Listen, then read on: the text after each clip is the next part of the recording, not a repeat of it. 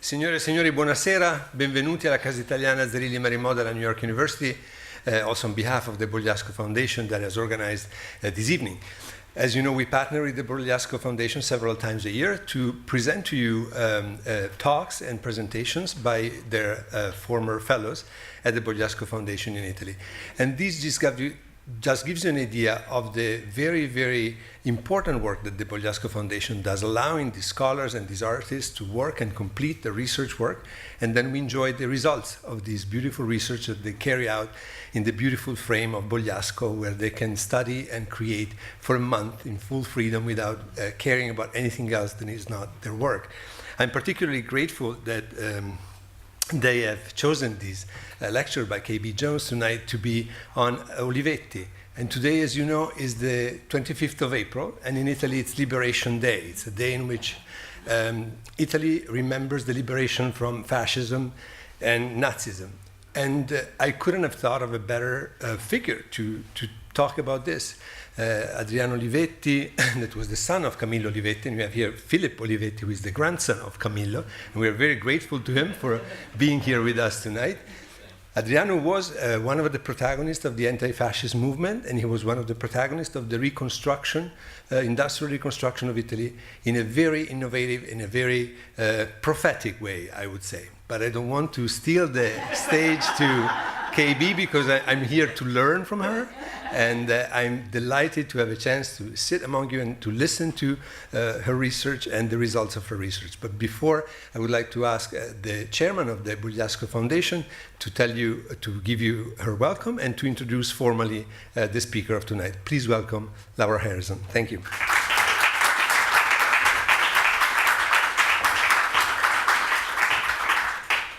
So, good evening and welcome. I want to thank, of course, Stefano Albertini, Kostya, and all of the wonderful staff here at the Casa Italiana for helping us put these events together. We've been doing this since 2012. We put on, at this point, 2 events here, one in the fall and one in the spring. This is our 9th.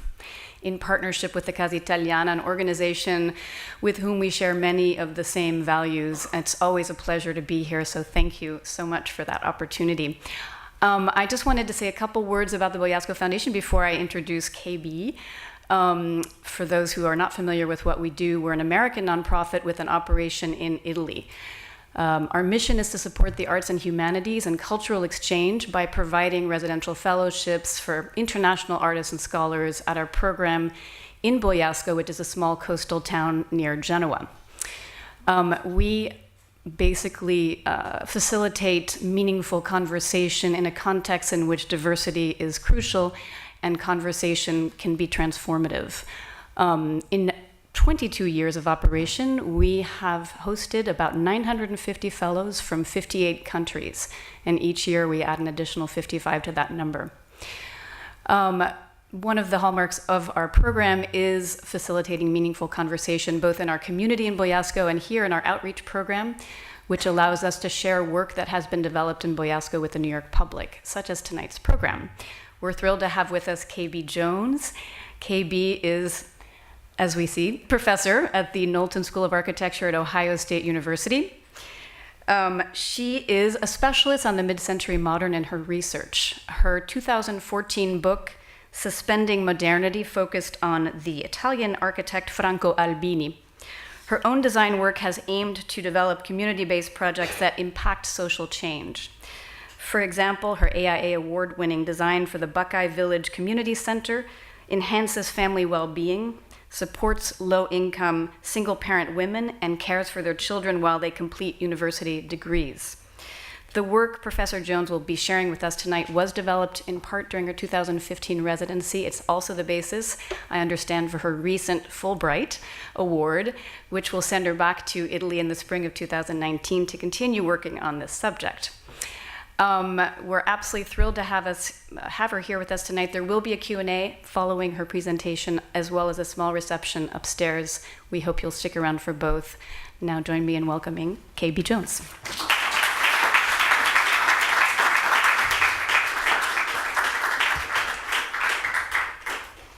Thank you very much, Stefano and Laura. It is a real privilege to be here tonight.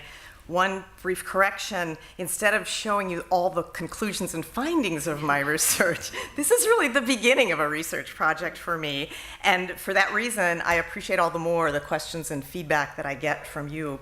A true pleasure to be back, to get to see Laura again. I extend my real appreciation to both Eliza and Laura for inviting me and helping facilitate this night. And thank all of you for coming this evening. Community as catalyst, you might well question catalyst for what? Well, for so many things. Adriano Olivetti was a catalyst for design, architecture, and planning, my areas of particular interest, but not just physical planning, industrial organization, marketing, driven by social values.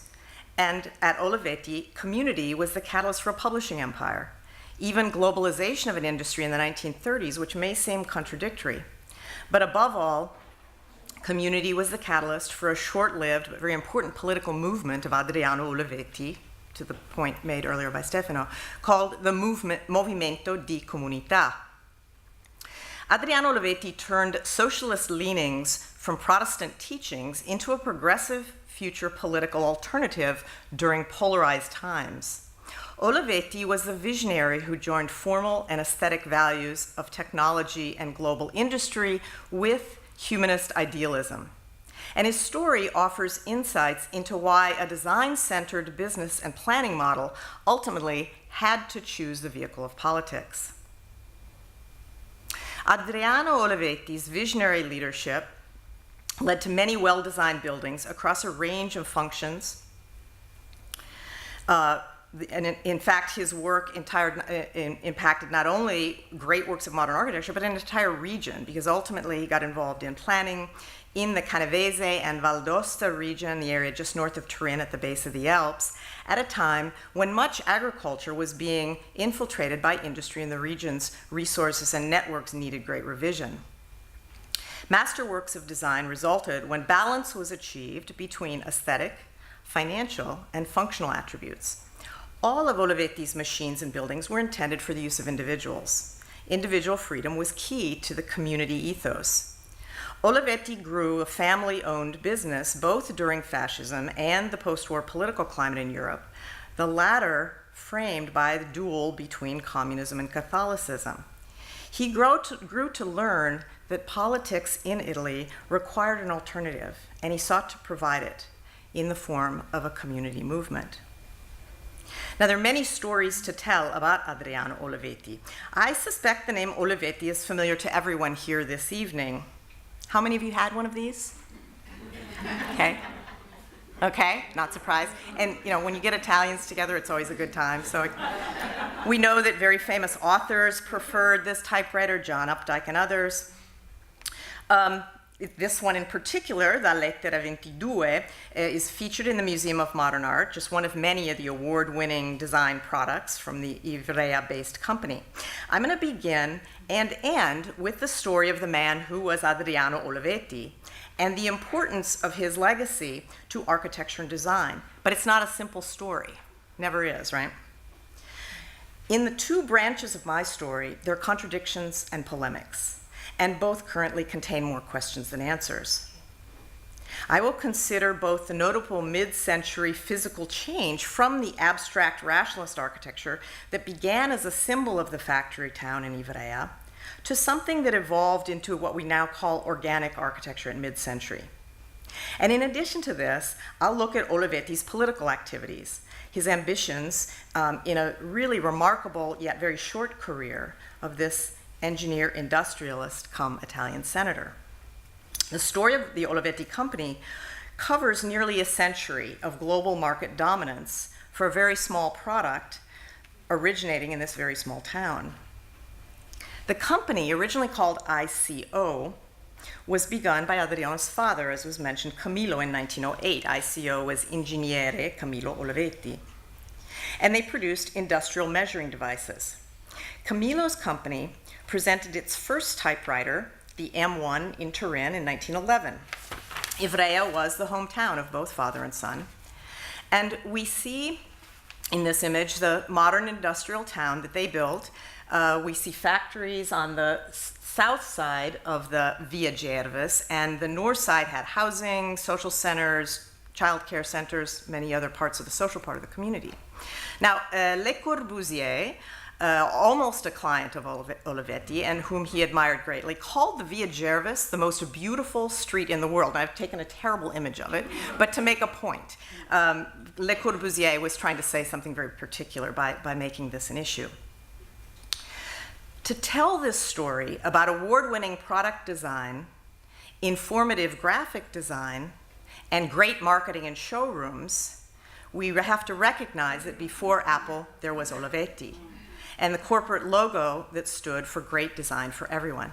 But why should this be of interest to us now? Okay, needless to say, you probably figured I'm not Italian, but those of us who began our practices during the positivism of the post-war era, but who now feel despair in the face of myriad examples of corporate greed writ large, with gilded family names on high-rises that identify the antithesis of community, that instead signal hegemony, nationalism, winning by any means necessary, and dumbing down the electorate. We know there are and must be alternatives within our buildings' expressions and our civic governance structures. We risk growing cynical about the role of architecture, especially after capitalism has proven its world dominance once and for all. And in the process, our political literacy is reduced to media blasts and fear-inspired rhetoric. That architecture and design play a key social role and present an opportunity to impact social justice within global market structures is very real. It's exemplified by the model of Olivetti, and it's very much needed. In this context, it is correct and more important than ever to question the political role of architecture as an agent in commissioning and designing architecture and what our buildings and public structures, spaces, and landscapes stand to represent, who they provide for, and especially today, their impact on nature and cultures of nature. I'll discuss here some ideas and buildings that recall an organic architecture, a reminder today that this desire and this need are hardly new. The planning and architecture of Ivrea raises timely questions about relations between technology, architecture, and the natural environment. We're at a crossroads. Cultural, political, and social objectives are all interwoven with these problems of where and how we build and for whom, who this infrastructure serves, and how we integrate our buildings into natural environments. So my attempt today will be to introduce this larger-than-life, visionary, and tragic figure, Adriano Olivetti, explain how I began my research inquiry, and this is where my deep gratitude to Bogliasco is emphasized, and I'll show you why. My fellowship there really redirected this area of inquiry for me. I'll look at transatlantic contexts and influences that frame this modern story, and in doing so, invite questions about organicism in architecture, its parallel role with rationalism in post-war Italy, with current implications as we face our own changing environments. And finally, I'll end with some questions that I have in my emerging inquiry. In the words of Adriano Olivetti, design is a question of substance, not just form. It's the tool a company uses through its products, graphics, and architecture to convey an image that is not just simply appearance, but a tangible reflection of a way of being and operating. George Kidder Smith published a very important book in the 1950s, 1954. It was called Italy Builds, and it introduced many virtues of Italian modern culture to an international community. In it, he wrote, "The famous Olivetti establishment in Ivrea, about 1 hour north of Turin, extends to its employees not only the opportunity to produce the world's most beautiful typewriters and business machines for Europe's large firms, it also offers them a very real social consideration, a consideration which most Italian employers could emulate with much profit. For in addition to wages, holiday, pensions, the hour system, far in advance of the typical Italian standard, Olivetti provides day nurseries and housing unparalleled in Italy. What you see here are a few of the 32 Olivetti products that are in the Museum of Modern Art collection. In 1952, when MoMA held this important exhibition, the catalog opening reads, "The Olivetti Company, many critics agree, is the leading corporation in the Western world in the field of design. For patronage in architecture, product design, and advertising, it would be indeed difficult to name a second. No company has designed a typewriter as beautiful as the Lexicon 80. None surely has commissioned a building as more distinguished than the nursery school at Ivrea. Even Fortune magazine joins the critics concerning Olivetti's excellent advertising. And lastly, what other corporation has commissioned an artist with the distinction of Picasso to paint a mural in its sales rooms?" The graphic design produced by Olivetti is just one of many aspects, lines of its compositional milieu that show the evolution of ideas through modernity, and that's why I used just a couple examples here. In 1978, Nathan Shapira, professor of design at UCLA, assembled an exhibit that traveled to first Carnegie Mellon and other schools in the East that represented the accomplishments and legacy of the renowned Olivetti, with graphic designs from top artists that show this evolving idea. How many of you saw the Ettore Sozzas show at Met Breuer this year? Okay. So Ettore Sozzas was one of the key designers for the company. He designed the Valentine or Valentine typewriter, which apparently was Brigitte Bardot's favorite. What's not to like about that? Most characteristic throughout the years of Olivetti's leadership is this wonderful phrase by Ernesto Nathan Rogers, who we'll talk about more, for the great modern firm of BBPR, who used to talk about Italian architects during this modern period as showing the ability to design dalla cucchiaio alla città, or from the spoon to the city. They could design it all. And it's clearly evident with the Olivetti practice and how they marketed their ideas. I'm going to show here just a series of the showrooms. There were many more than the few I've selected, but in 1935, Zanti Szewinski made one of the early Olivetti showrooms in Turin, so well before the war, but during fascism. In 1953, Leo Leoni produced San Francisco's modern showroom. I just mentioned Ernesto Nathan Rogers. BBPR produced the showroom both in Barcelona in the mid-60s and one of the most beautiful showrooms of all, that one here in New York City on Fifth Avenue that opened in 1954. It had these relief murals by Constantino Nivola, and of course another aspect of Olivetti's, the company goal was to employ lots of artists. So these artists got work throughout the company in different venues. You've certainly seen these images before. They're very popular, not only because it was such a great idea to put an artifact out there on the street. We know Google has done it. But also because it was a great marketing strategy. What better advertising than to show up on the cover of Life magazine? Many of our favorites is the Olivetti showroom that is one of the only ones I know that remains today on the San Marco Piazza in Venice by Carlo Scarpa in 1958. And the architect that I fell for in studying modernity in Italy, Franco Albini, produced this showroom in Paris in 1958. So go figure, it had all been done before. The tragedy of the Olivetti story begins with the premature death of Adriano Olivetti in 1960, after he had finally, within the prior year, acquired the Underwood Company in Pennsylvania. It had been his business-long quest to do so. He planned to revive the American company with Italian engineers and essentially at that point own the entire market sector for typewriters around the world. He already had factories throughout Italy, and in fact, he had globalized the industry well before the end of the war. He had important factories in Buenos Aires, Sao Paulo, Barcelona, Tokyo. In the mid-50s, along with his son Roberto, Adriano attracted back to Italy Mario Sciù, who had Chinese parents who were diplomats but was raised in Italy. He was an Italian engineer, and the physicist Enrico Fermi.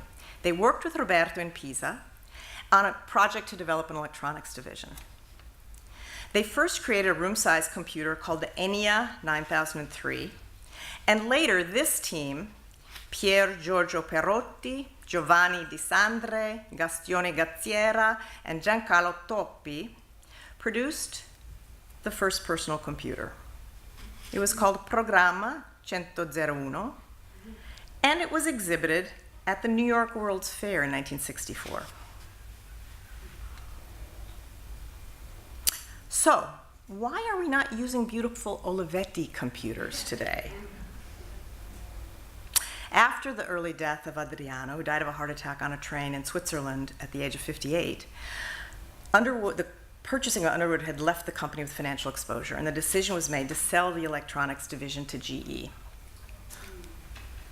Gazziera currently does a TED Talk about this. This is a really interesting story, but this is not the one I'm going to focus on today.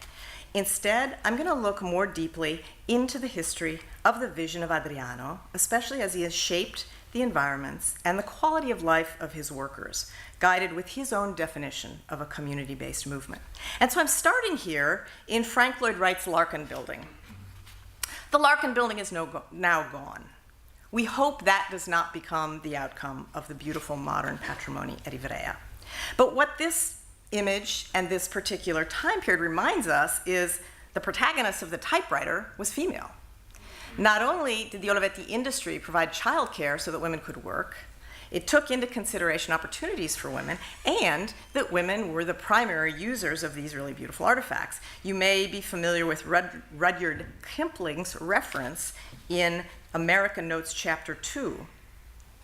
A typewriter maiden earning her own bread in this big city because she doesn't think a girl ought to be a burden on her parents.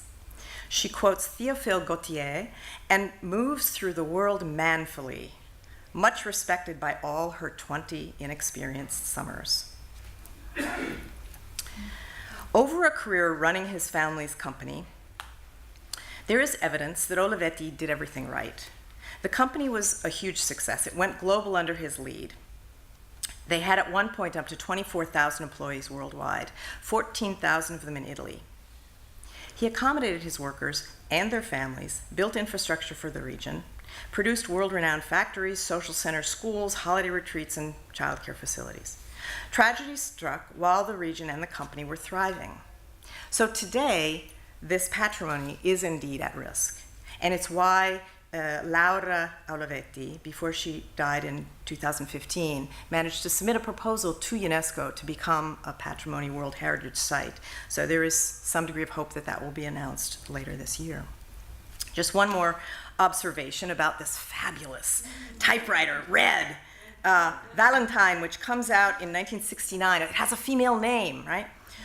Do you know what made this typewriter so famous in 1969? What was going on then? What were journalists doing in 1969? They were submitting their stories from war scenes. The fact that this little tiny lightweight typewriter that you could work with in your lap, our laptops, right, had this hard case meant that the case became the chair. So that journalists were able to use the artifact on site and submit it directly. So here we have Etresozza's words. He was the great designer of this artifact, and this was, for many of you familiar from the show, at Met Breuer. You got to have a sense of humor to be in this industry. Much recent research has focused on the architecture, politics, and character of Adriano Olivetti. His thesis for a politics of communities began with physical environments, and he never lost sight of them. But he expanded in scale to connect social and formal values born of his family's humanist idealism beyond post-war democratic Catholicism, and to eventually find that political structures and minds of his day were insufficient. Again, in Adriano Olivetti's words, the solution to man's problems in life depend on an understanding on the part of the administrative authority of social relations, economic factors, technological developments, geographical aspects, cultural needs, artistic values, and finally, not least important, an understanding of history and tradition. Pretty complex guy. You see here depicted the family of Olivetti that Stefano referred to initially. Camilo Olivetti was born into a Jewish family in 1868. He later converted to Unitarianism. He married Louisa Revel. Both of them were from Ivrea. Her father, as was mentioned, was a Valdesian pastor. Louisa homeschooled the children early on. Later, the two brothers, Massimo and Adriano, went first to school in Milan and then Cuneo. You see depicted here Massimo, Laura, Elena, and Adriano in the back row. And then Dino, Philip's father, the matriarch and patriarch, and then finally Silvia. Laura died fairly young with a young child. Her husband remained one of the active business members of the group. But one important fact about their upbringing, Elena and Adriano were baptized. Come the racial laws in 1938, the fact that the others were not baptized became a serious issue. The biography of Camilo Olivetti is very interesting to mention at this point. So as a young man, he went to the Chicago World's Fair in 1893, and he took classes at Stanford and was asked to stay on and teach some electrical engineering classes for some time. He had an enormous influence on his son. He had Adriano working in the factory at age 13. And Adriano commented many times in his life, "It's a horrible life. Those days are long. It's dark in there." And he never forgot that factory life is not an ideal existence. And therefore, an important part of his whole program was to have opportunities for people to continually develop and educate themselves throughout their lives. But when Adriano finished his work at the University of Turin, he started in mechanical engineering and finished in industrial chemical engineering, his father sent him to the US. And he said, look at all the factories, learn about tailorization, figure out how efficient those factories are, but also look at how Americans live. We see here his fourth child, Laura, on his lap. She was the product of his second marriage. And Laura is the person who really gracefully led the Olivetti Foundation in its most recent years. Now her son, Beniamino, is the director of the Olivetti Foundation. Olivetti consolidated this conviction about a role of architecture and planning, and at the same time focused his notion of the community as a centerpiece of Italy's social restructuring, particularly when he wrote this book, L'Ordine Politico della Comunità, which came out right after World War II and right after he had been exiled in Switzerland for a good portion at that time of the war. Shortly thereafter, he starts an important journal called Comunità, and his own publishing house, the Edizioni di Comunità, which continues to publish. In doing so, he went around and got copyrights of everything, Hemingway, philosophers, Freud, Jung, so that he himself in Italian could publish these things and make them available to his workers. Now, I mentioned that my ideas at this point, or at least the current research I'm doing, got redirected by my great opportunity to spend time studying at Bogliasco. I was able to go to Ivrea and meet many people who've been critical in my work so far. However, when I initially applied to Bogliasco, I was really interested in figuring out the relationship between these two guys. So this is J. Irwin Miller. J. Irwin Miller is the industrialist that headed the Cummins Engine Company in Columbus, Indiana, for a very, very long period. And what he has in common with Adriano Olivetti is that he was socially progressive, and he sponsored the architecture that led to a majority of the great mid-century modern architects having major commissions in his town. So these guys had to know each other, right? Well, so far I got nothing. But it is really interesting to look at many of the members who worked for them. J. Irwin Miller lived a very, very long life, and some of you may know that he's left a huge endowment with Yale University, where he studied business, and they continue to benefit from that endowment. So where the industry at Ivrea produced iconic architecture for factories, most of the work that was done by J. Irwin Miller or commissioned by him was based on a model whereby the industry itself would subsidize the architect's fees for anything, firehouses, schools. So it wasn't the industry building them itself, but it was sponsoring architecture, and he had a strong value system that actually started with the fact that kids have to go to good schools. And you may have noticed in that Esquire cover, they were asking, the GOP was considering running him for office in 1967. Think about how things differently would have come out had he been the candidate. Unfortunately. So Mr. Miller was well known for his outspoken role in progressive social movements. He attended the Civil Rights March in Washington, he attended the March on Selma, and he was very outspoken about social equity. And I'm going to insert just a moment of pride for Midwestern modern architecture by showing you his house, designed by Eero Saarinen. It's really been overlooked in the canon of great modern houses until very recently, when the family gave the house to the Indianapolis Museum of Art. It's an absolutely phenomenal building, and one of the things that's really interesting to contemplate is that Eero Saarinen, great modernist, collaborated. He collaborated with Sandro Girard, who was the designer of the interior, and with Dan Kiley, the great modern landscape architect. And landscape becomes one of the important questions in the story as I want to pursue it here. So for some reason that image is completely dropped out, for which I apologize. We'll come back to it. This is actually the question about works of landscape architecture in, shows up down below, so that's odd. Go back here. Strange. So this building is one of the later buildings on the Via Gervais complex that's called the Social Center, that was literally the place where members of the employed community, the workers, could go by day, and I'll come back to it. I use it here as an example both of the role that landscape architecture played at this critical time, and it was designed by this pair of architects, Luigi Figini and Gino Pollini, Figini and Pollini. They were among the most important early designers at this time period. Figini and Pollini were a member of the rationalist architects that signed the four-part manifesto of rationalist architecture in the 1920s. And this became critically important for a number of reasons. First of all, they were looking to the north. It was the Esprit Nouveau, it was the Bauhaus, and they were bringing these bodies of ideas, along with a cadre of other Milanese, to the fore to challenge the other historicized classicist movements. And Mussolini found this to be delightful work to represent his empire. So Figini and Pollini and their cohorts, especially Giuseppe Trani, did a lot of work for Mussolini at a time when, as we know, he was capable of building a great deal. The rationalist architecture never deliberately in its ethos or in its manifesto described itself as any kind of political agenda. Nonetheless, they were happy to get the work. So they were willing architects working in that time. But there are many, many great examples of works. This is the south facade of the first edition by Figini and Pollini to the historic network of factories there.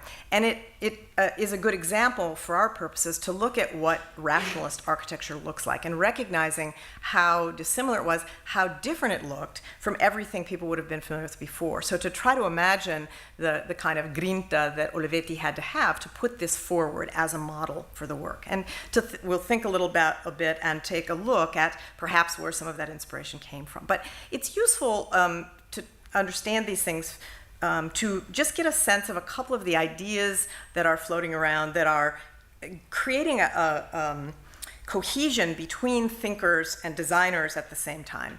So if functionalism, and you think of it from Louis Sullivan, form follows function, this was the beginning of a modern concept of the Bauhaus. So the idea that a building shouldn't look like something that we think of as architecture because it's got stylistic images, especially from classicism, but it really needs to be designed based on its purpose, and therefore from its purpose and the materiality and structure and so on, it will lead to a new look, a radically new kind of architecture. On the heels of that, rationalism is uniquely, in the context that I'm speaking about here, the Italian idea about that functionalist ethos. So already as Italians are beginning to work in a language of new materials, steel and glass, new construction methods, new building types, they had train stations to design, they had a lot of types of buildings, the post offices, which didn't exist before the era of fascism that began to really build en masse these things. This idea of rationalist architecture was largely situated in the north and was very, very important. Eventually, after the autarky, after Mussolini goes into Ethiopia, the Italian architects are now required to build only with materials that they have accessible to them. But this expression of rationalist architecture is the most progressive body of ideas for things that are actually getting built. And they are deliberately countering a lot of the more radical positions of futurism, which preceded this. So the rationalist architects of this time are really the most important names in the pre-war period. They find themselves in a difficult position after the war when they kind of want to throw out the baby with the bathwater. All of those things that were allowed to be aligned with Mussolini or were expressions of fascist architecture somehow had to be diminished, had to be eliminated. And so this group formed the Movimento di Studi per l'Architettura. This led initially by some of this group of predominant architects at the time, in order to keep the ball rolling and make an argument that the quality of the architecture, it's not a style of architecture, it's not limited to that particular ethos, but that it is the way to be progressive. And so in 1945, when they formed, really centered in Milan, this was a body of ideas of which Luigi and Figini and Gino Pollini were a centerpiece and were really critical. And so that's, Olivetti is to some degree buying into that or working with that. Earlier, when Olivetti begins to see that it's going to be critically important to redesign the region, to enter into planning, Figini and Pollini were his main figures. He had met them at the University of Turin. He begins to work with them. And he actually takes these plans to Rome and meets with Mussolini at Palazzo Vecchio. Mussolini wasn't the least bit interested, didn't think it was great, didn't see his name on it probably anywhere, and so, didn't go for it. Well, Olivetti didn't stop there because he had the means by which he could carry it out. His role of importance and leadership in the whole region were growing, and he had the resources. So he went ahead and executed these things. But what was so important about Figini and Pollini's plan was that it was aesthetically driven.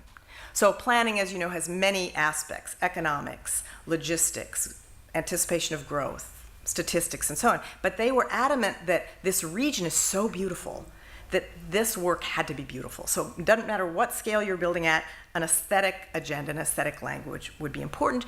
And in fact, their plans were followed quite faithfully, and today nothing has come along to supplant them. So in other words, the beautiful modern buildings that were built are all still standing and do really express this ethos.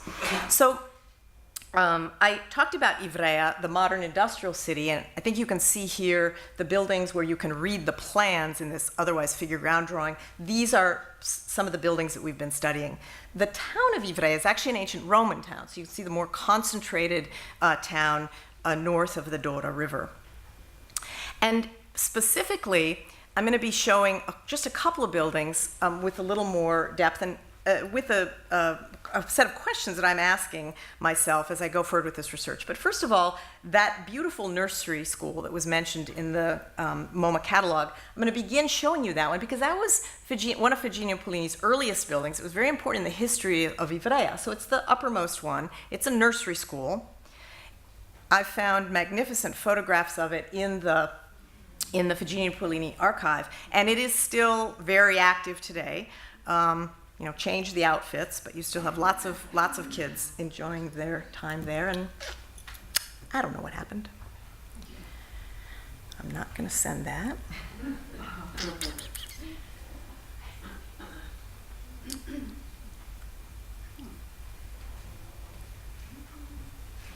Hi, Julian. How you doing? I wonder if some of my images are too large. Oh, there I am.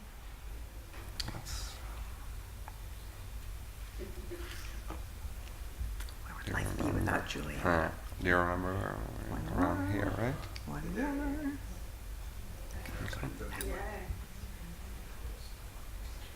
For some reason, that doesn't want to come up. We go to a sec. Give it a sec, give it a sec. Okay. My It has to go water through the whole- Thank you.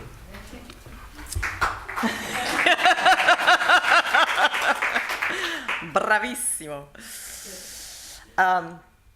So Figini and Pollini's nursery school, this building has a really critical history to the area. So when Maria Jose di Savoia learned about this incredibly advantageous opportunity for women to work in Ivrea, because they had these great centers in the late 30s, she came down, she met Adriano Olivetti, long story short, the two of them figured out they really had to get rid of Mussolini. They got involved in some of the partisan groups to overturn Mussolini. And through a series of networks, Olivetti got invited to Switzerland to meet Allen Dulles. Allen Dulles, at the time, before he became the first non-military head of the CIA, was the head of the OSS in Switzerland. So this is 1943. And they see something different in one another. Olivetti had already begun to form his idea of post-war entrepreneurship and industry. Allen Dulles wanted to get rid of Mussolini. So they participated in plans, but Olivetti documented he left the meeting disappointed. Dulles wasn't hearing what he had to say about what Europe needed to do in a post-war environment. That led to Olivetti being arrested in Rome later that year. However, it's believed that Dulles was part of getting him free from Regina Coeli in Rome after 6 months and in exile in Switzerland. It was during that time in Switzerland that he had the opportunity to write his investigation about, or his plan that became L'Ordine della Comunità.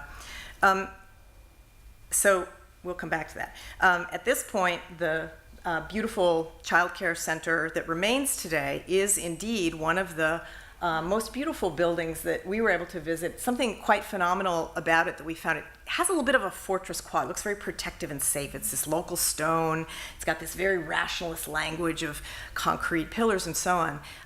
But upon visiting the building, one finds that on the inside, it's luminous. It's absolutely full of light, and what you see as a window on the outside is actually a room. So the potential for this architecture to be preserved, as I've mentioned, is part of the plan to go to UNESCO. So here, I'm going to walk through quickly a number of the industrial buildings. So starting at the train station, where the Via Gervais begins, the first building in the complex from 1908 was Camilo Olivetti's brick factory. Clearly, when Adriano takes the helm in about 1932, the language of architecture that Fujian and Pellini begin to develop clearly evolves. And at that time, very early, it's evident that Adriano has another idea about what he'd like this to be, what he'd like the symbol of the factory to be. So it really begins with the architecture. In the distance, you see this convent. It's actually a Renaissance-era convent of San Bernardino, and it's actually where Camilo Olivetti moved his family to live when he was running the business. Eventually, Fujian and Pellini, after the first two factories, built the last one called the Nuovo ICO. And what's extremely interesting about these south-facing facades these are north-facing facades, is they're dual planes of glass. So they don't have the glass technology we have now. He wanted to be as absolutely luminous as possible, so he developed, the architects developed a methodology of having two planes of glass so you could still operate the windows. You could still let fresh air in. They remain today. So the idea of a bright factory, it was so critical to the development of the industry, and it's not difficult to see the influence for Olivetti at the time he visited Detroit on his 1925 visit to the US, when he saw the work of Albert Kahn in Detroit and areas around Detroit. Certainly other Bauhaus tendencies were in effect, but we don't know that Olivetti traveled to visit them. He certainly was interested in the work of Kahn, and so we see these beautiful buildings. Now, today, the center of the last of the buildings, the 1949 factory building, had quickly thereafter an insert that allowed for this glass shell. This is no longer accessible because when the Olivetti company transitioned, it's now a part of Telecom Italia. One can't actually access it. But Telecom's activity in this modern architecture is very minimal, so a great amount of the work is not occupied. I took my students to Ivrea last spring, and so we had the opportunity to visit where a portion of the new ICO building is being reutilized for a wellness center. Now, the opposite side of the Via Gervais is where Fujian Pellini planned the initial workers' housing as well as the directors' housing. So they lived together, administrators and workers lived in the same area. And that housing fabric has remained intact. I'll show just a few images of that. But the work I've done with my students has really led to a number of the specific investigations that I'm going to finish with and sort of where my work is directed right now. I won't spend time describing the student work, but it's been a great opportunity to be able to use this whole idea, because you've got not only beautiful aesthetic works, beautiful works of modernity that still have validity, and we try to learn the lessons of this language of architecture in doing so, but also the fact that it resonates with an industry set of values is something that makes the pedagogical opportunity quite significant. So the students have done a lot of work looking carefully at this material and beginning to envision ways in which some of the fabric of Olivetti could be revitalized.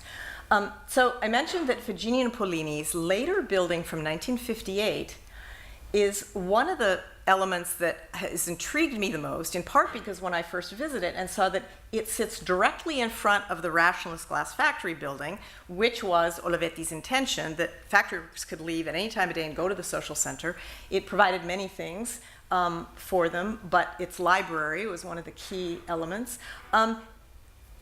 It doesn't take an architect to recognize that this building does not look like those glass factories. That suddenly something is happening. Fujian Pellini are absolutely central to the argument for this glass and steel architecture in the post-war period. But now, suddenly, between 1954 and 58, they're producing something that looks very, very different. As I mentioned, it houses the main library. And this plaque, written on the front of the building, is one of the things that I found to be extremely interesting in visiting, and I'll translate it for those who don't read Italian.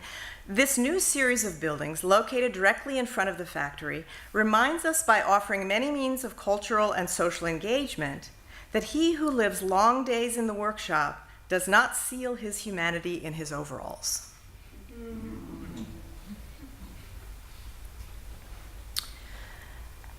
Workers were very well housed, and one of the initiatives that's taken place in Ivrea is to make it an open-air museum. So as you walk around and look at these buildings, there are panels that document the building at different times, explain the architects, and so on.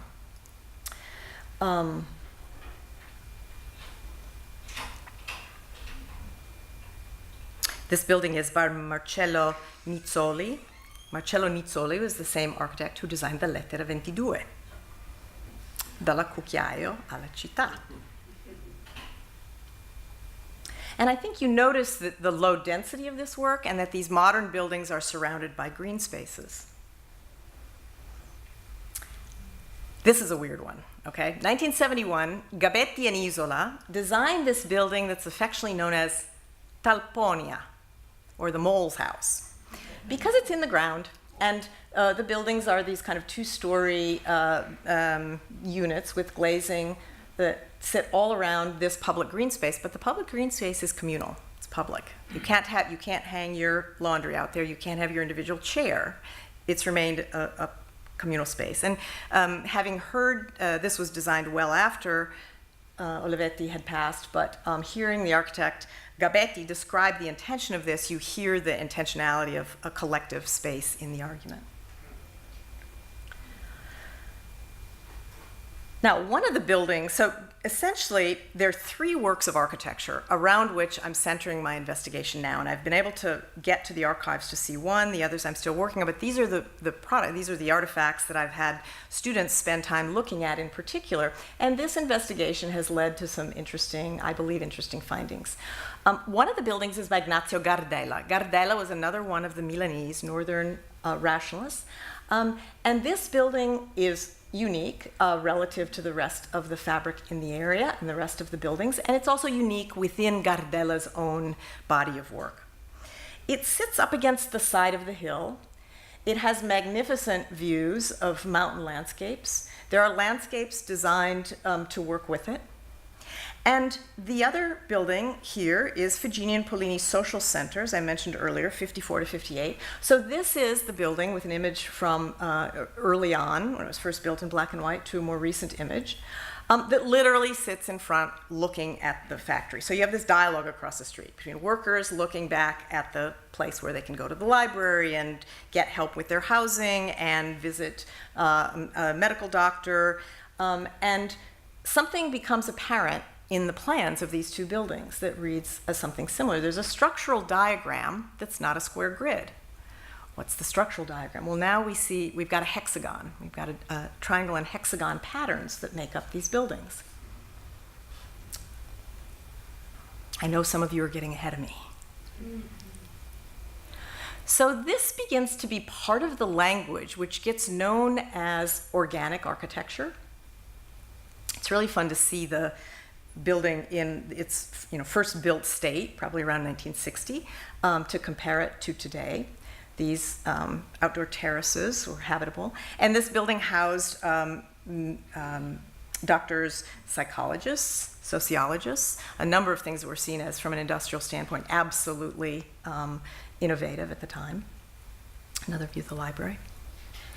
And now we begin to think about this, what's happening in the post-war period in Italy. So the term Neo-Realism identifies the great post-war Italian cinema. It's a term that really comes out of the cinema movement, but it gets applied to architecture as this changing, this evolving architecture that's no longer abstract, steel and glass, following a grid, looking somewhat heroic and independent, but instead starts to soften, starts to take on different geometries, different uses of materials, different uses of fabrics, and so on, and begins to be applied to some of the work that's built by the Olivetti company in the post-war period.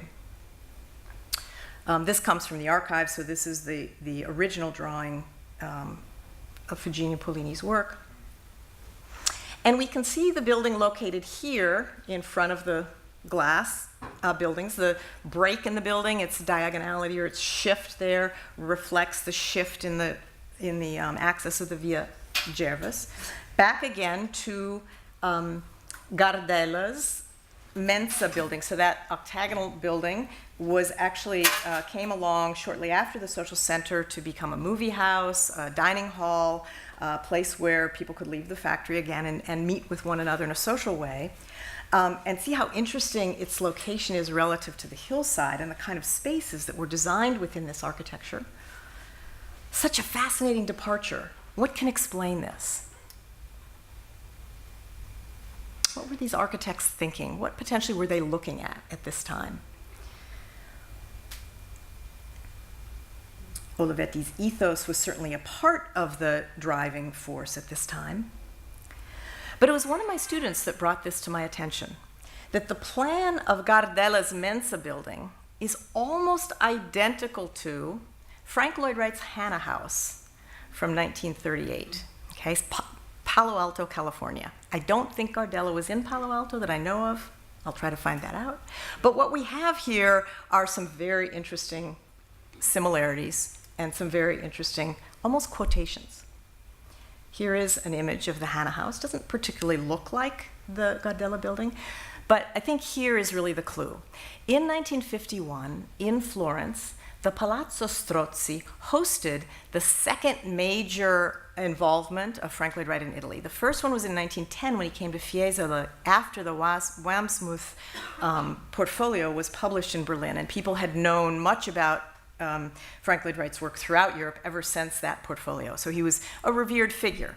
He was kind of an iconoclastic individualist and wasn't particularly friendly with many other architects. However, his work was well published. And at this time, Kaufman, the owner of Gimbel Department Store and the patron for the Falling Water House, sponsored this exhibition that opened at Gimbel's and then traveled to Italy. He sponsored the show in Florence. And we see many of the protagonists of post-war Italian architecture were involved in the Comitato Tecnico. And this exhibit was written about by almost every important cultural thinker in Italy at the time, mostly lauding the importance of the aspects of this work. And an interior of the Hannah House. And even the definition of organic architecture was part of the show. We know for certain that the Hannah House was exhibited.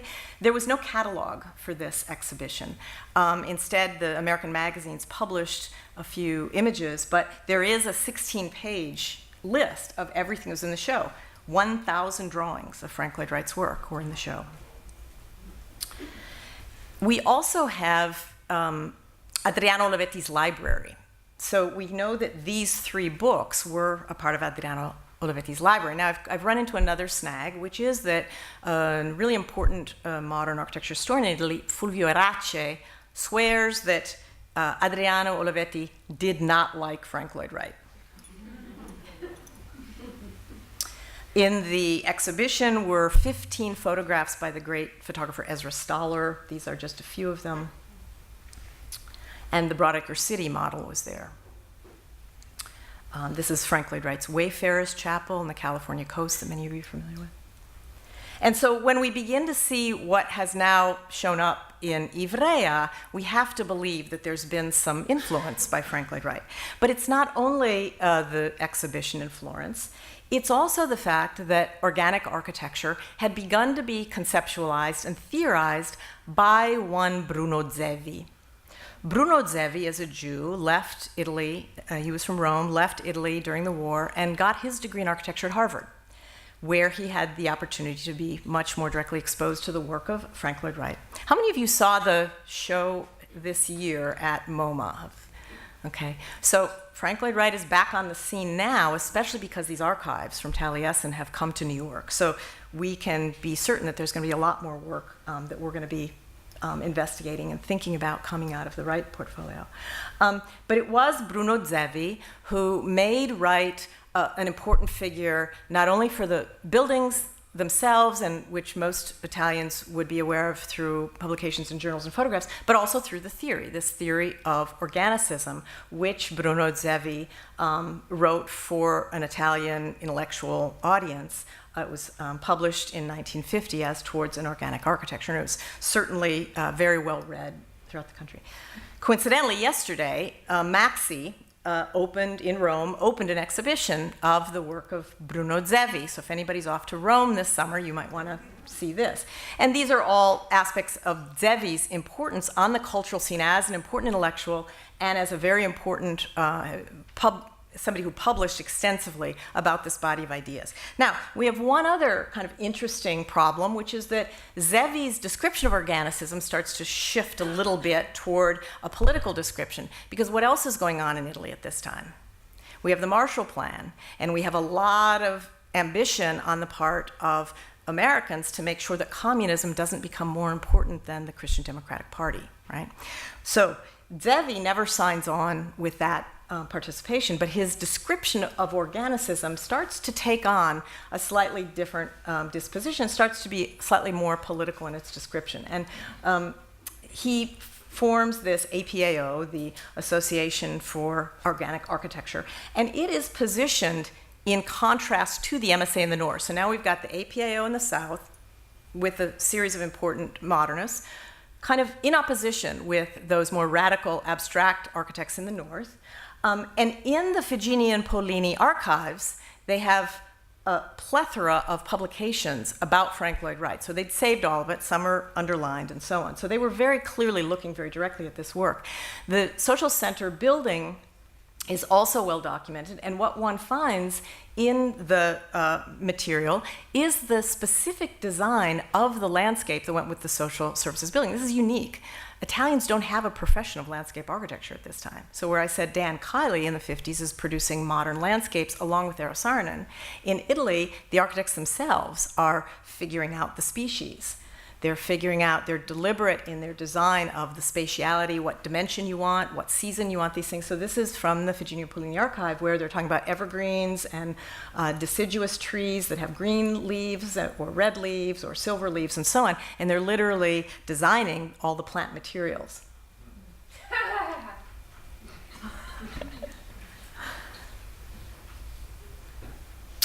In 1903, at the Martin House, Frank Lloyd Wright's project included the floricycle, and this too was in the recent exhibition at MoMA. So the floricycle had the same thing going on in that every species was identified, and it was in fact produced that way. So this portion of the Martin House landscape is lost, unfortunately, but it was indeed planted that way.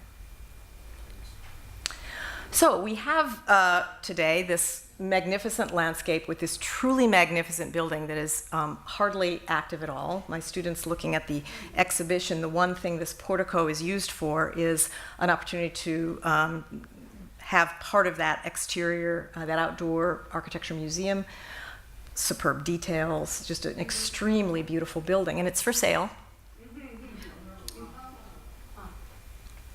And the final building, about which I have not begun to do any work yet, is shortly after this. It's another childcare nursery school. It's located in Canton Vesco, which is very near the Via Gervais, but a slightly different neighborhood. It's by Mario Ridolfi and Frankel, two architects that were based in Rome. So they would have certainly had more engagement with Zevi and Zevi's organicism movement. This building is scaled to children. It uses the same exterior stone, a local stone from the area that we saw in the Ivrea Nursery School. Magnificent landscape. It's now empty. A tiny portion of it houses the Italian archive for industrial cinema. And all of these doorways and pieces are still there. And this is an image from a Frank Lloyd Wright building in San Francisco from 1912.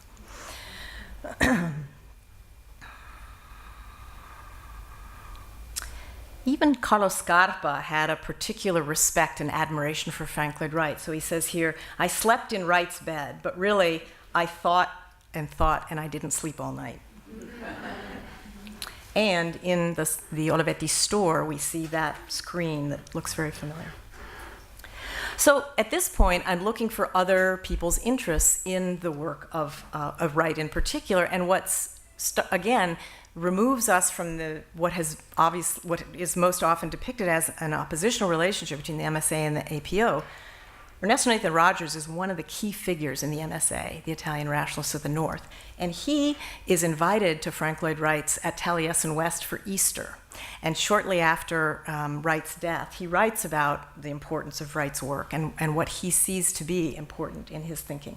There's a characteristic seal on all of Wright's works, which beyond the formal idiom, which they all reveal, are clearly recognizable as products of his personality, whether they're based in the organic hexagon, more ideal geometry of the circle, whether they're spread over a field like living beings, or rise as towers or skyscrapers in defiance of nature. It is difficult to give a synthesis of a common denominator which enables this miraculous operation to become a unit, a single thing, along a versatile process of creation. And so Rogers clearly has an admiration for him. But what I found interesting is the description of another Italian scholar in the same publication after Wright's death about understanding this idea of a living space. That was the kind of language that Wright often used, and somebody who wrote that. So I'm going to end today with just two kind of final thoughts. One is, what is our relationship to the landscape? What do we think is the engagement between the buildings that we make and the landscapes that we occupy? Are there lessons in that particular era of organicism?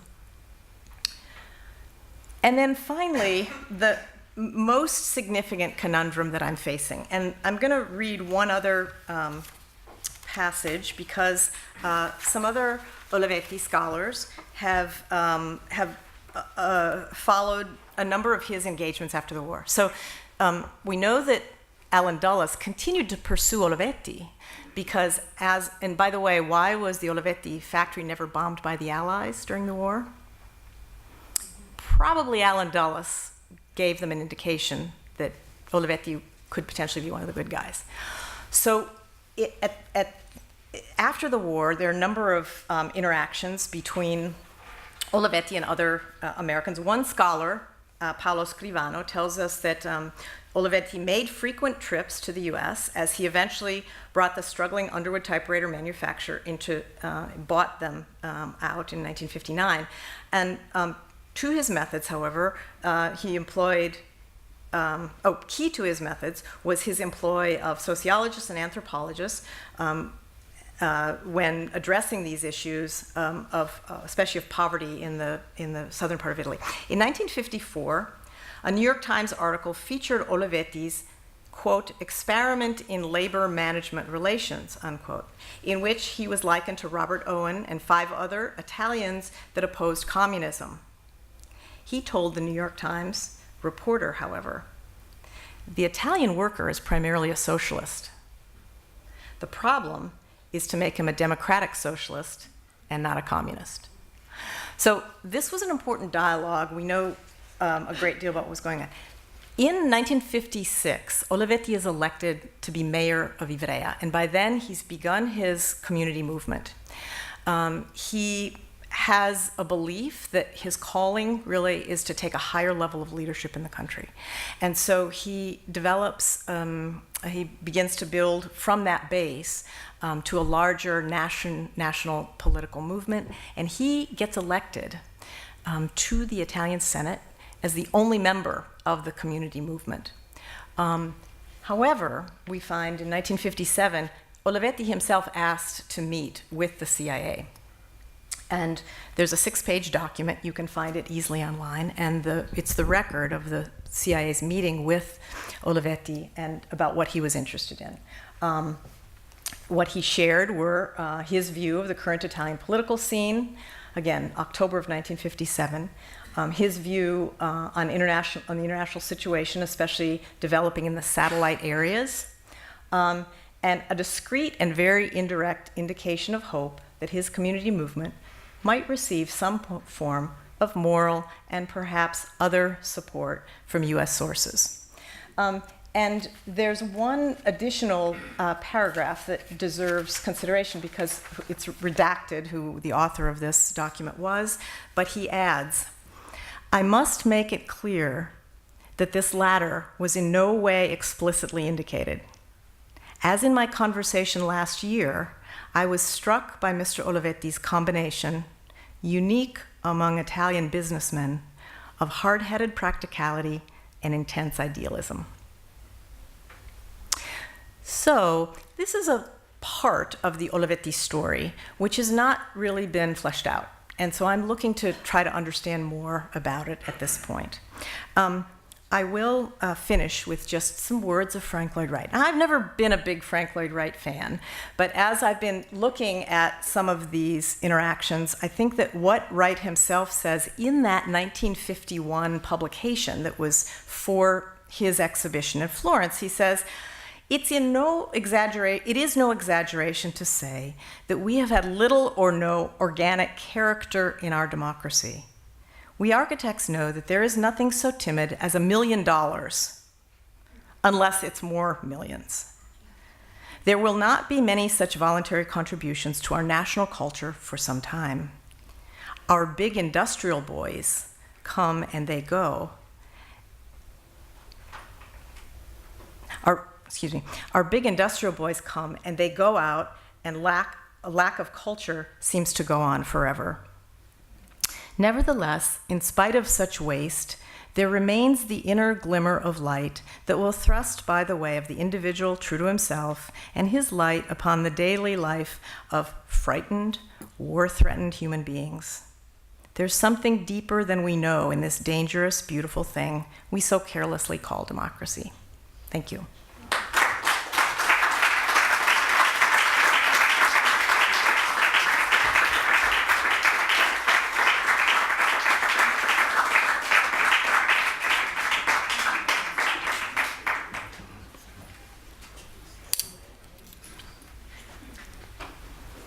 More than happy to take questions.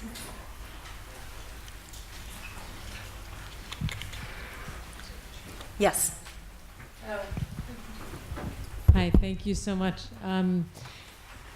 I was surprised to hear you say that Olivetti had, and maybe I heard it wrong, but that the original, or at least one portion of the Comunità publishing venture was specifically to acquire works that he could publish in Italian for his own workforce?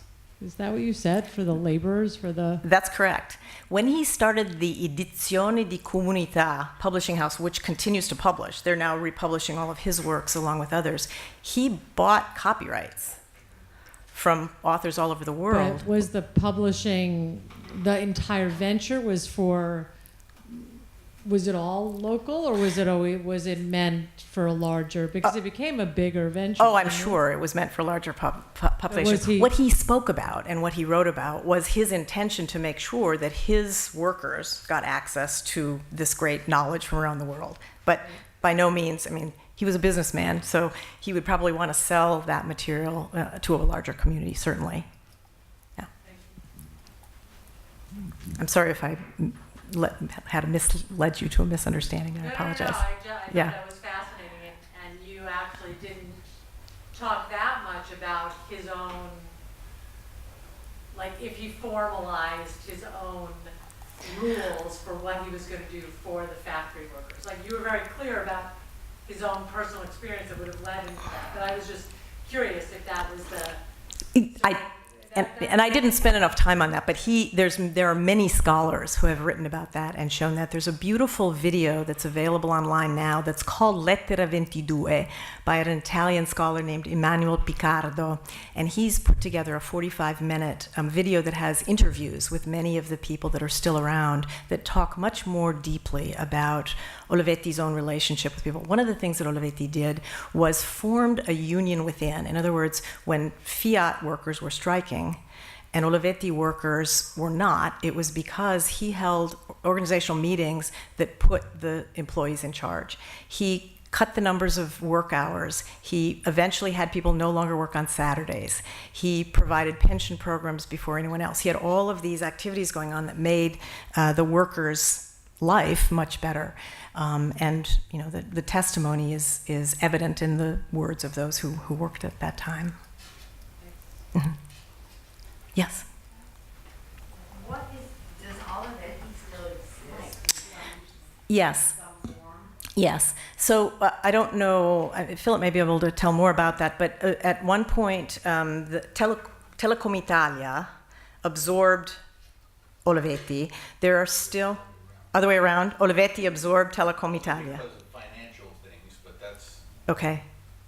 Olivetti absorbed Telecom Italia, Okay. and then they decided that Telecom Italia was a much more bigger name and I see. introduced the Olivetti. Okay. One of the buildings, which is at the very end of the Via Gervas, is, from my observation, the place where there's still about 500 employees there that work, and they produce other kinds of business machines like punch clocks and things. It's about an 11-story building that has a triangular plan. It's one of the later buildings in the complex. But one has to recognize that an area, a town that more than doubled when they had between 10 and 14,000 employees working in that area, that's now down to 500 employees. So you can imagine what that impact has had on the region and on the town in terms of employment. Yeah. Thank you so much for sharing this really fascinating research with us. I had a question because you spoke about other precedents that perhaps Olivetti was looking at, like Frank Lloyd Wright or even Albert Kahn. I was wondering, especially to the scale of his vision of integrating nature with industry, and also to a certain extent proposing a new model for society through his different endeavors.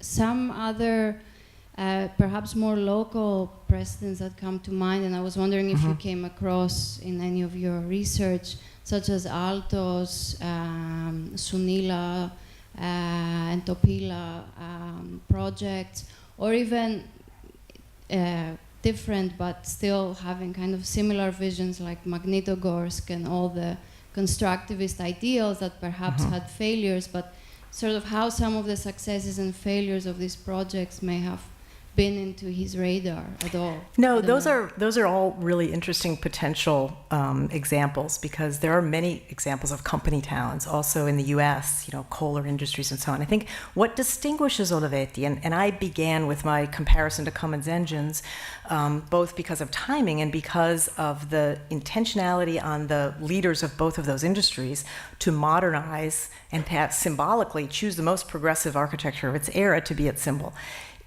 To be clear, you know, Olivetti deserves all the credit he gets for making this happen. But early on, he brought Fujian and Pellini in, and then all the architects say he was a great client because he let us do what we wanted to do. He wasn't necessarily prescribing an aesthetic.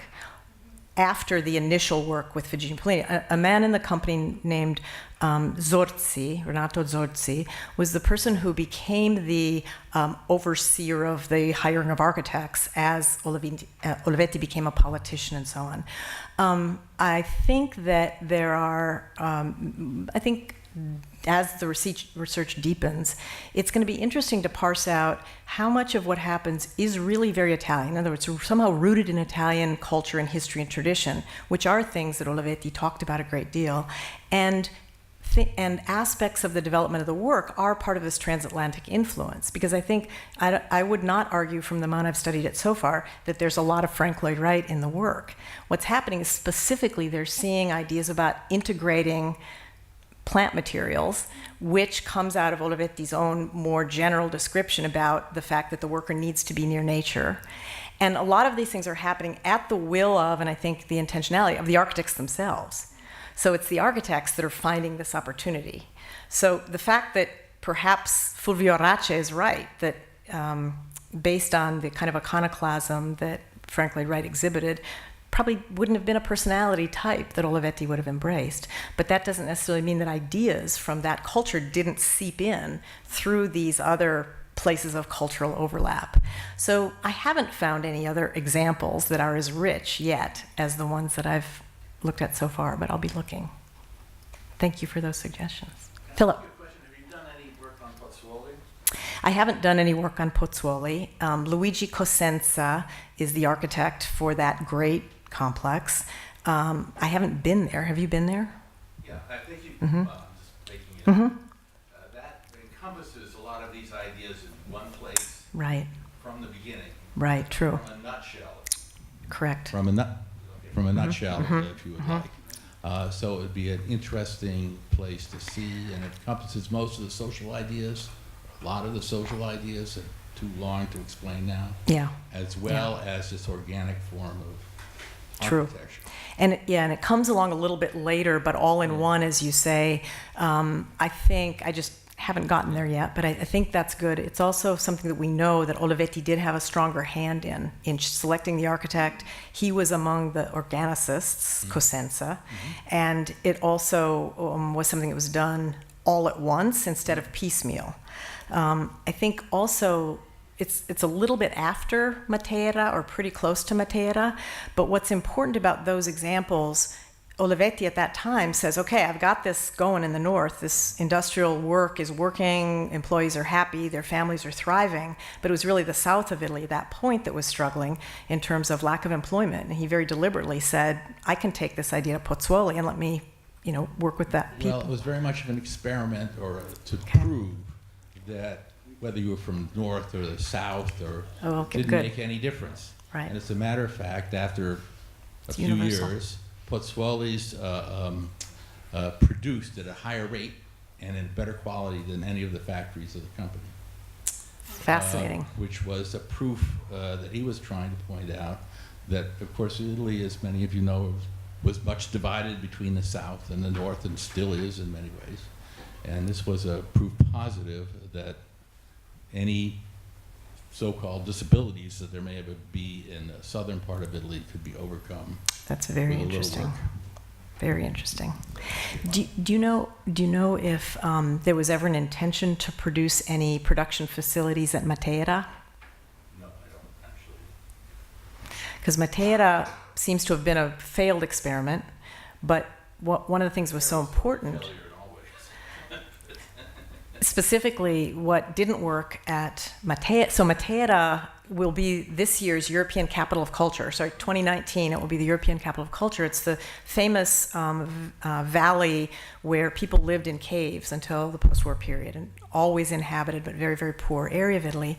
And when De Gasperi knew that something on a major scale with national funding had to be done, Adriano Olivetti said, let's not shame people because they're poor. Let's look at what other let's look at what anthropologists can do to help us understand the culture and the lifestyles of these people before we start to move them into modern housing and figure out what they really need. And because they had a very different lifestyle, they were shepherds, they had agricultural lifestyles where they had to walk long distance from their stony caves to have a way of living. He hired Ludovico Quaroni to design housing, modern housing on a remote plane, but that embraced these ideas that they'd learned about the people. And the problem, we're told by Quaroni later, is the follow-through on building the project never included the social centers, the stores, the coffee shops, the things that were supposed to be part of the fabric. But therein, there wasn't an attempt to take an agrarian population and provide them with a new way of making a living. Isn't Matera UNESCO protected? Yes. Okay. Mm-hmm. It's Yes. UNESCO protected. Mm-hmm. So I don't really know people who are living with in caves. I know that people have a different kind of attitude. I mean, it's one of those old Greek Yes. areas of development Yes. that seem to have very little to do with slavery and plenty to do with free Greek cities. I mean, just in terms of their relationships with animals Mm-hmm. and in terms of their way of life. Mm-hmm. You know, and in terms of their attitude and attitudes on gender difference, I don't think there is much. It's more of an Aquilinian way of thought than an Atrius way of thought, like yours. They do live in caves. No, They they do. don't. Yeah, they do. Have you been there? No, but I know that they don't. Well, what happened at this time, okay, late 40s. If you want an index speaker, free. I'm sorry? If you want an index speaker, right ahead. Index you? I don't know. I'm saying one thing, you're contradicting the other. No, I'm very interested in what you're presenting because it's absolutely relevant that they have a lifestyle in Matera that isn't the same as certainly other modern peoples and other populations in the country. But what the attempt that was made was to understand that. And so when they built modern housing, they provided stables that were part of the homes. The living with animals was very much a part of something that they wanted to replicate.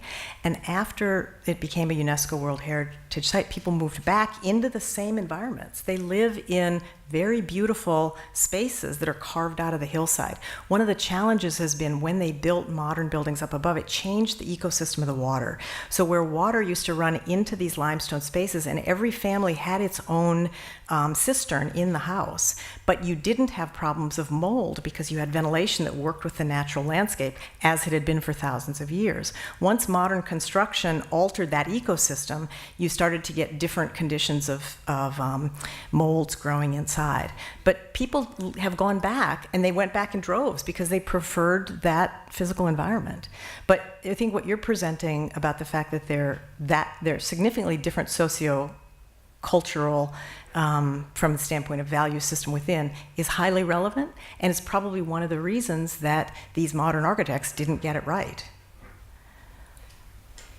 I still object to that, but... Well, speak about that. What do you object to? Thank you for your point of view.